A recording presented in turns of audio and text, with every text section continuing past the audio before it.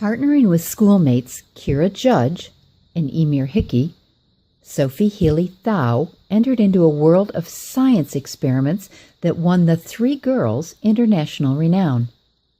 And they did it all using everyday materials, some strategic planning, and a lot of youthful enthusiasm and endurance. We grew the seeds at Ciara's house. Was she central, or did she just have a spare room? She has a spare room. She was really the one who had to check them every 6 hours if they were at her house. No, we stayed over at her house. For how many days? 6 weeks, maybe. Did you take turns staying over, or were you always all together? We had a schedule and everything made out so that everybody was equal. A flow chart. Yeah, kind of like that. In this experiment, were there seeds that had bacteria and seeds that did not? Yeah. Well, we didn't know which had and which hadn't, because otherwise we could be a bit biased in our results. Where did you buy the seeds from? We got them from a company called Gold Crop, which were nice enough to give us bagfuls of seeds. Treated and untreated? Or No, did you treat them? We treat them. But then you did know which had the bacteria and which didn't because you treated them yourself. No, because one of our parents put labels on them, but we didn't know what the labels meant. Okay. So you knew. treated them and then they labeled them, Yeah. so you weren't really sure which was which. Yeah. How long does it take from the time you plant till something, whether it's bacteria-laden or not, germinates? It could take about 7 days for a water-treated seed. Okay, so a seed with no treatment, just water on it, to germinate. And we actually found out by the end of our experiments, day before we went to the competition, that the seeds we treated with the bacteria, they actually germinated half that time, so on day 3 instead of day 7. We did barley, wheat and oats. Why? Because they're the main staple crops in many households. Is that plant relevant to you any longer once it sprouts? Or No. is it just sprouting? It was just for those experiments, just for the germination. You've written down each plant and what it had and when it came up. Mm-hmm. Now, what do you do with those results? They need to be analyzed, but Yeah. are you analytics as well? Or do you send that to someone else? We kind of taught ourselves. One of the dads had a statistical software, and from that we were able to put all our Excel spreadsheets into this stats software, and we could make graphs from there. We find out that it's statistically significant, which was very important to us, that we could increase the germination rate of crops by up to 50%. So that's for the National Science Project. Yeah. And how does that go? We won first overall. Not just in your division, but No. in the whole science fair. What did they tell you when they gave you the award? What was it about your project that they thought was so worthwhile? It was just so unique. It had never been done before. And Did any adults or scientists come to you at this point and say, wait, we want these results. We want to look at this because this is interesting. And it, as the guy had said, it hadn't been proven before. we got a few people being like, oh, well done. Congratulations. Oh, a school science project. Oh, cute. So you win that and you go home, and is that the end of it? No. If you win the overall prize at the Beat Young Scientist, you get to go to the EU contest for young scientists and represent Ireland. EU is European? Yeah. And that's every country in Europe? Yeah. Can you take the results of everything you've done and replay them? Yeah, we use the same results because they're results, nobody can change them. But we took the project a step further and we actually grew the crops up to their full size. The crops that you used to prove the germination, or did you start over?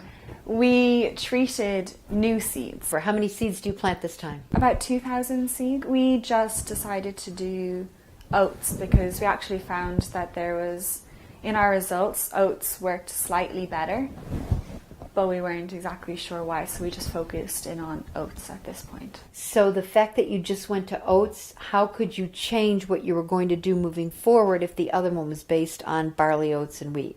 Well, we had the same amount of experiments done for each So crop. you separated them. Yeah. So did you just take the oats segment of the national Well, we took all the results from that because we'd worked so hard on each individual seed. But in our graphs, it showed that oats worked slightly better with the bacteria. Okay. So for our next step in the project, we decided just to use those. So it was a scientific evolution. Yeah, I guess you could say that. Yeah. Now, this is a whole different deal than just germination. So Yeah. where do you grow them? Well, we didn't want to put them directly in the soil in a back garden because this bacteria is already in the soil.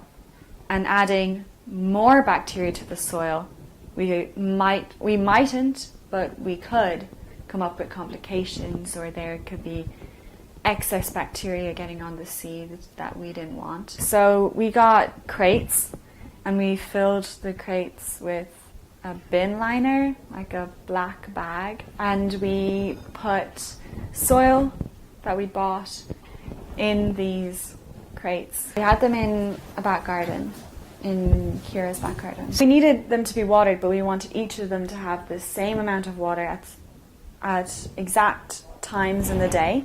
So we timed a sprinkler to go off, but it was one of those sprinklers that kind of go around themselves. So we measured the distance from the sprinkler for each crate, and we put the crates in a circle around. Equidistant. Yeah, around the sprinkler, so each of them would get the same amount of water at certain times of the day. And we were lucky that it was a dry spell and we didn't get any rain.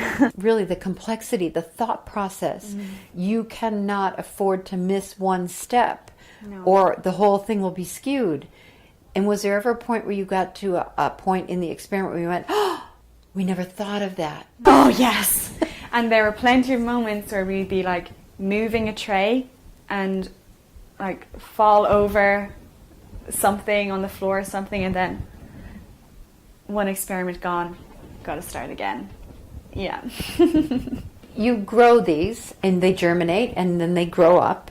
So then we'd harvest them and we'd shake off the dirt, take the seed off, and we'd take the weight of the plant at that moment. That would be our starting point. And then we'd fold up the plant and we put it in brown envelopes, one plant to a little brown envelope, and we'd mark it, the seed it was, if it had bacteria or just water, obviously.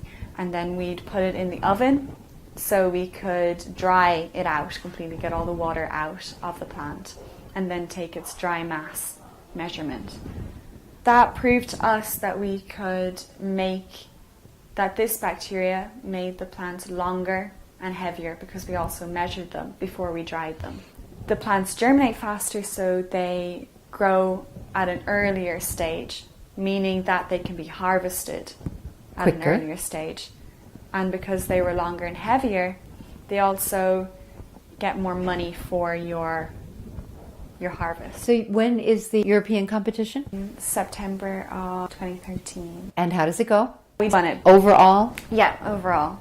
At that point, do you feel like we've done a good job, now we're going to go home, or is there more? At that moment, I think we were just really caught up in the process and in winning. We didn't really think any more of the experiments at that stage. But then when we got home and we took a break, I'd say it was about a month. Now you're coming into November.